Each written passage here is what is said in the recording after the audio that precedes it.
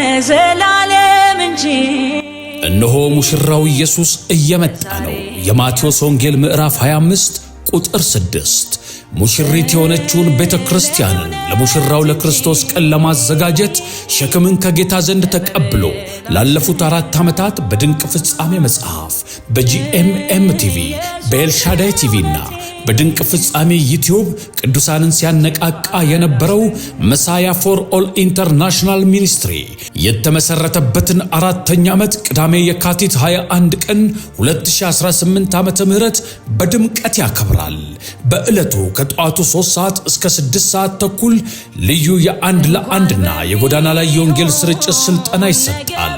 ከሰዓት በኋላ ከ8 ሰዓት እስከ 11 ሰዓት በዝማሬ እየመጣ ያለው ሙሽራውን ኢየሱስን እናከብራለን።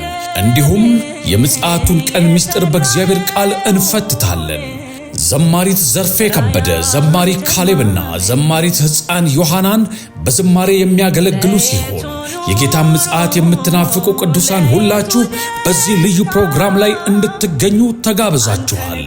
ፕሮግራሙ የሚካሄደው መገናኛ በሚገኘው የግሬት ኮሚሽን ሚኒስትሪ ህንፃ 3ኛ ፎቅ ላይ በሚገኘው አዳራሽ ሲሆን በጠዋቱ የስልጠና ክፍለ ጊዜ ለሰልጣኞች የምሳና የሻይ ጊዜ ስለተዘጋጀ ስልጠናውን መካፈል የምትፈልጉ ቅዱሳን በቀጣዩ ስልክ ቁጥር በመደወል አስቀድማችሁ እንድትመዘገቡ እናሳስባለን።